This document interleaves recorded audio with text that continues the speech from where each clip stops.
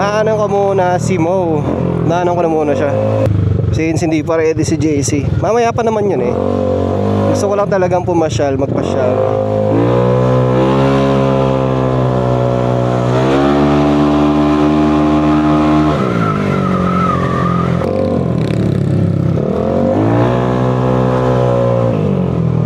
Sana walang nanguhuli dito. Wala pa man din ako side mirror.